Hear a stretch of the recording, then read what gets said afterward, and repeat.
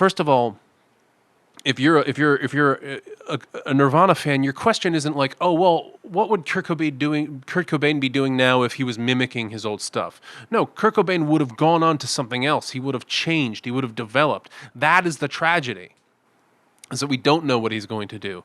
If you think of where they go from their first album to their second album each album sounds totally different than the previous one because Kurt Cobain ran from being derivative of himself. He wanted to be unique. Just having certain words in certain places and certain tones at certain times and, oh yeah, that sounds like this and sound like that. Like it just isn't the same as a work of creation that comes from somebody and it has a driving meaning behind it, a driving force. It's not just, let's throw a whole bunch of stuff against the wall and whatever's art will keep.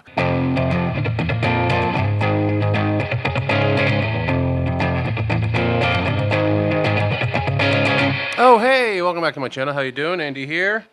Hope you're doing great. Recently I was made aware of something very disturbing indeed. In the world of music and in just the world in general, AI technology has reared its ugly head, finally in a way that people are engaging with. Music now has been attacked or appropriated or copied or whatever it is you want to call it by AI technology. And today we're going to listen to what is apparently a Nirvana song written and performed by an AI. Can an AI program write decent music that a snobby human being might like? But before we do, I just want to mention my kind of history with and why it's kind of weird to do Cobain, right? Like Kurt Cobain, for people who don't know about Kurt Cobain, he was Gen X, he was a generation before me, but I was whatever it was, 10 or 11 when he committed suicide. I'm dressed today in my, I got my grunge background should be clear.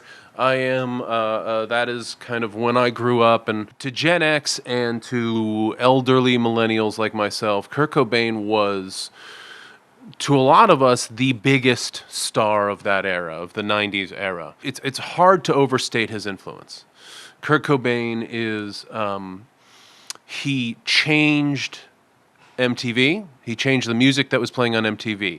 He changed the music that was playing on the radio. He changed the style, how everybody looked. The whole like grunge thing came from Nirvana and a few of those other bands from Seattle. But Kurt Cobain was really the biggest of those icons. He was the biggest kind of dude on the scene. And for, a few years, the better part of a decade, he wrote some of the most incredible songs that generation had ever heard. He changed culture. MTV had to change. MTV became kind of cool for a couple years because they changed to kind of mimic Cobain, as we all did. Everybody kind of mimicked him. Everybody in the world just wanted to know more about him. He seemed so incredibly low energy and so kind of intense, and he just had this kind of magic about him. You had baby boomers listen to him, you had millennials listen to him, you had Gen X listen to him. He was kind of like John Lennon or Bob Dylan. He was often compared to these people in terms of his lyricism. He was a good-looking dude. Women loved him. I remember my cousin Elaine had posters of him all over her bedroom. We used to argue in school when we were in school, like, when did you, how early were you into Nirvana? Like, were you into them, like, back in the DGC Rarities days? We don't really have a monoculture anymore. We don't have a culture that just focuses on one thing. I mean, every now and then something will pop through and we'll all get interested in, like, Game of Thrones or something. But, like, Kurt Cobain, who came through and everybody kind of respected and acknowledged that this was a moment of music history and cultural history and what he was doing. And when he died, that sort of touchstone, that connective tissue that a lot of people had across generations went with him. My relationship with Kurt Cobain is one of like incredible respect. I adore his music. I was in a band called Schwa, but we didn't know what a schwa was. A schwa is like we had an umlaut over the U in schwa. We didn't understand what we were doing, but all we played was like over and over and over again. that was just like, that sound, it was dirty and it was distorted, but it had a point of view. It didn't have the same kind of sheen as a lot of metal kind of distortion does. Like when you listen to metal, it's always so precise and exact, and all the harmonics are there, and you have all the kind of little tiny bits of technique. You can hear everything. But with grunge, it's more sloppy and angry. It had the blues element to it. It wanted to be associated, or it wanted to use that kind of rock and roll spirit. Maybe it's a little out of tune. It's more about the emotion and the feeling. They created songs that seemed to kind of be driven around serving the lyrics, serving the kind of messaging of the song, rather than focusing specifically on the musicality or on the melody. And there hasn't been anybody like that since Kurt Cobain. Hasn't been a rock star like that. Hasn't been anybody even really in the same... That's kind of what Kurt Cobain did. He kind of killed rock stardom in a certain sense when he took his own life. So the idea that you're going to recreate his music with AI is something that I'll be very honest, I don't like that idea. All right? So just so you know, before we listen, I'm going into this with skepticism, okay? And that's where we are. Let's give it a listen.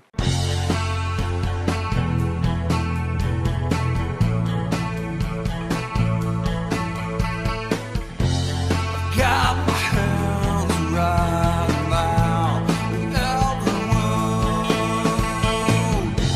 I've been here before, but now with you,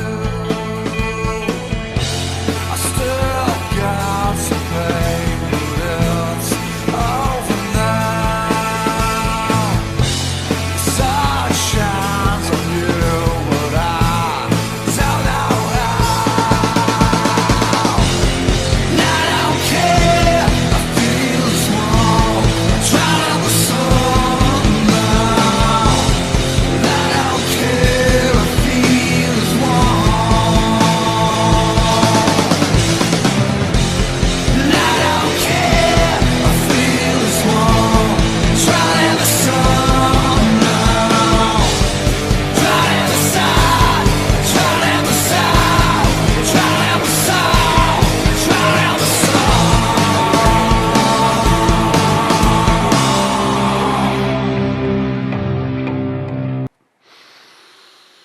Okay, so first impression is it kind of sounds like Nirvana. You know, they have the really kind of reverby, almost clean sounding verse going into the really heavy, kind of dirty sounding chorus.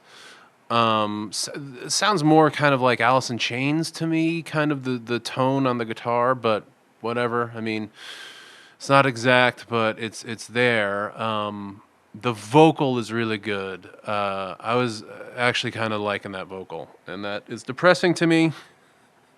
I mean, it's more copying than anything else. Like, I hear all apologies in this. In the sun, I feel as one. You know, or I also hear on a plane in this kind of.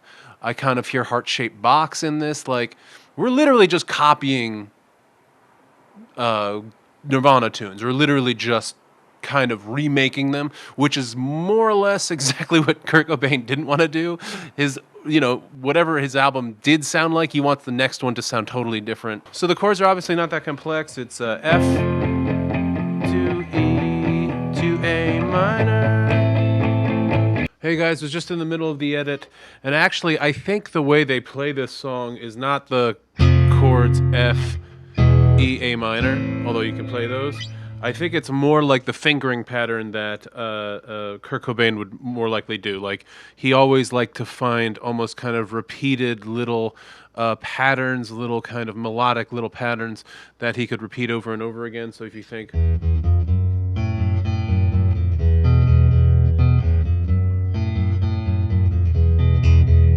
Like you have a bunch of them, and I think the way they did that, I think they did that in this song, where he would almost kind of arpeggiate power chords. So instead of like a full chord, it would actually be something closer to...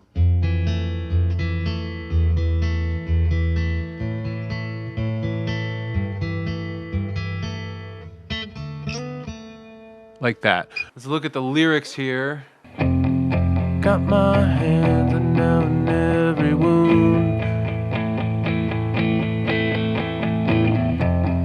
Been here before, but not with you. Still got some pain, but it's over now. Something like that is more or less what they're doing. I've got my hands right now in every wound. Sounds very in utero kind of lyrically. Kind of vague. I don't care. I feel as one drowned in the sun. Tonally, they get some things right. Vocally, they're right on. It has that angry kind of broken up, like he's almost kind of doing a Dylan-esque thing, and then it kind of explodes into this belt, and you can really hear the strength of his vocal. Like, I'm not totally sure. I mean, if that's an AI doing that, that's great. That's amazing. The song itself, though, like, it just doesn't, like, Drowned in the Sun would never be the name of a Nirvana song. It's too kind of on the nose in terms of themes of, like, playing opposites against each other and stuff like that. Kurt Cobain's writing was much more poetic than that. He always had like a meaning behind what he was trying to say. He always had a central theme or a central belief or a central, axe he wanted to grind. He wasn't extraordinarily literal always, but sometimes he. I mean, like, Polly is just the song of a story of a woman who's been kidnapped. Like, there's all different types of Nirvana songs.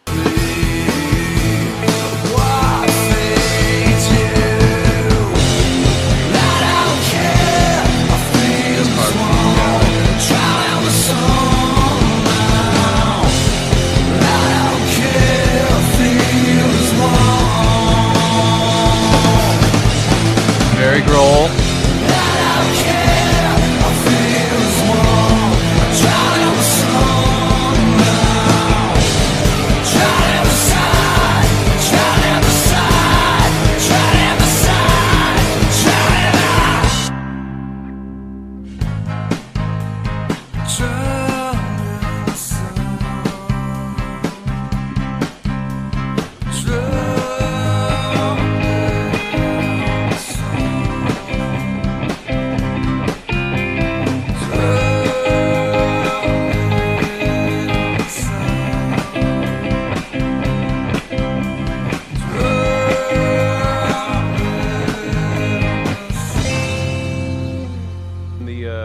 The end bridge, the thing that kind of bridges out, is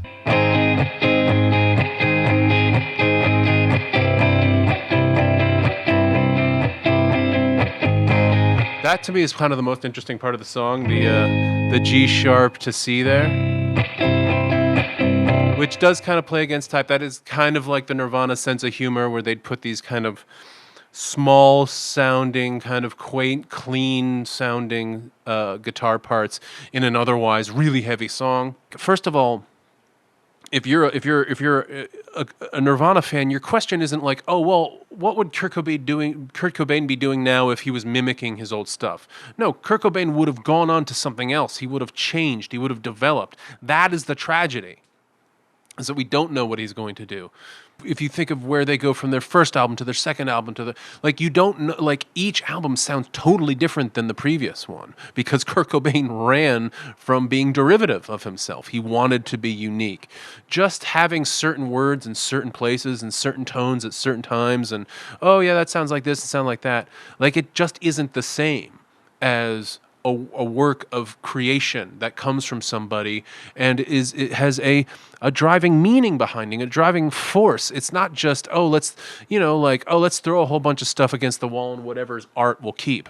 Like, it's you're trying to create, you're trying to have a message, you're trying to say something, you're trying to express pain, you're trying to express love, you're trying to express regret. That's where lessons come from. That's where, that's where relatability comes from. Okay, so there is a Rolling Stone on this. In Computero, hear how AI software wrote a new Nirvana song computer-generated artificial tracks by Jimi Hendrix, Amy Winehouse, and Jim Morrison. Okay, so they did other guys too. Highlight a new project that helps bring attention to mental illness. Okay. So if this is for mental illness, obviously I'm all about how, I've dealt with mental illness my whole life, and I'm not laughing at it. I mean, ever since Kurt Cobain's death in 1994, Nirvana fans have hypothesized about the music he would have made had he lived. But other than You Know You're Right, the scabrous, throat-shredding meditation and confusion that Nirvana recorded a few months before his suicide, and a few comments he told confidants about potentially collaborating with R.E.M's Michael Stipe or going completely solo, he mainly left behind question marks. And artists talk about things all the time. They talk about, oh, I'm going to work with this person, I'm going to work with that person. Who knows? You don't know what he would have done next. Probably not this, but anyway. Now, an organization has created a new Nirvana song using artificial intelligence software to approximate the singer-guitarist's songwriting. The guitarists vary from quiet, come as you are, style plucking, to raging, bleach, fury a la scoff, and lyrics like, the sun shines on you, but I don't know how. And a surprisingly anthemic chorus, I don't care, I feel as one, drowned in the sun, bear evocative Cobain-esque qualities, probably because they're rip-offs of All Apologies and a few other songs. Anyway, but other than the vocals, the work of Nirvana tribute band frontman Eric Hogan, the song's creators say nearly everything on the song, from the turns of phrase to the reckless guitar performance, is the work of computers. Wait. But other than the vocals, the work of Nirvana's tribute band frontman Eric Hogan, so the guy singing in this is a guy. So this is a guy. They're not even... Oh, that makes me feel so much better. Like the idea that like a computer could generate that kind of vocal quality like that was kind of the thing that was most depressing to me. Was that like it, but now that I know it was just a guy singing, a guy from a Nirvana tribute band. Eric Hogan, the song's creators, say nearly everything on the song, from the turns of phrase to the reckless guitar performance, is the work of computers. Their intent. Okay, well, let's find out now, because who knows what the F that means, if they're willing to say, oh, it's AI generated, except for the guy singing the song. Their intention is to draw attention to the tragedy of Cobain's death by suicide and how living musicians can get help with depression. I don't know how this does that, but I get, because it's the different musicians that all died. Okay, I understand. So they're putting out music from these musicians who've passed away prematurely, from substance abuse and other things, obviously. And Kurt Cobain was substance abuse related too. He was an addict. The tune titled Drowned in the Sun is part of the Lost Tapes of the 27 Club, a project featuring songs written and mostly performed by machines in the styles of other musicians who died at 27, Jimi Hendrix, Jim Morrison, and Amy Winehouse. Each track is the result of AI programs analyzing up to 30 songs by each artist and granularly studying the track's vocal melodies, chord changes, guitar riffs and solos, drum patterns, and lyrics to guess what their new compositions would sound like. The project is the work of Over the Bridge, a Toronto organization that helps members of the music industry struggling with mental illness. For the Lost Tapes project, Magenta analyzed the artist's songs as MIDI files. Okay, so they reduce them to stems, probably, which works similarly to a player piano scroll by translating pitch and rhythm into a digital code that can be fed through a synthesizer to recreate a song. After examining each artist's note choices, rhythmic quirks, and preferences for harmony in the MIDI file, the computer creates new music that the staff could pore over to pick the best moments. So hold on. So now it's not even... So now the staff is creating the song. It's creating MIDI files, but the staff is choosing them and organizing them. The more MIDI files you input, the better, O'Connor says. So we took 20 to 30 songs from each of our artists as MIDI files and broke... That's not a lot, by the way, but okay. And broke them down to just the hook, solo, vocal, melody, or rhythm guitar, and put those through one at a time. If you put the whole songs through, the program starts to get really confused on what it's supposed to sound like. Of course, because it's a program and not a human being. This all just flies in the face of the conceit here that this AI is creating this. So far, we have a human voice and human people, and people are putting together the music. The AI is generating a bunch of options, and they're choosing it. But if you have a bunch of riffs, it'll put out about 5 minutes of new AI-written riffs, 90% of which is really bad and unlistenable. So you start listening through and just finding little moments that are interesting. Again, so these are the musicians who are doing it. They're not getting the name check, of course, just the AI is, but actual musicians are making this music. Good to know. O'Connor and his team used a similar process for lyrics using a generic AI program called an artificial neural network. Sounds scary. They were able to input the artist's lyrics and start off with a few words, and the program would guess the cadence and tone of the poetry to complete it. It was a lot of trial and error. O'Connor says, adding that the team examined pages and pages of lyrics for turns of phrase that syllabically fit the vocal melodies Magenta produced. So they're not just choosing the music, they're choosing the lyrics. It was a lot of trial and error. Okay, so again, this is musicians and audio engineers creating this song, and then we're going to call it an AI song. It's just bullshit is really what this is, but whatever. Like, a good tribute band is awesome. That's what this is. This is a tribute band that used kind of like indirect electronic instruments to find its sound. It's not really an AI. An AI invokes the idea of intelligence. Most of the intelligence here seems like it came from the audio engineers who we don't know their names other than Eric Hogan. Nirvana proved to be one of the harder artists for the machines to approximate, whereas an artist like Hendrix often built songs like Purple Haze and Fire with easily definable riffs. Cobain frequently played chunky, punky chord progressions that confused the computers. You tended to get a wall of sound, O'Connor says, of Nirvana-inspired music Magenta produced. There's less of an identifiable common thread throughout all their songs to give you this big chunk of catalog that the machine could just learn from and create something new.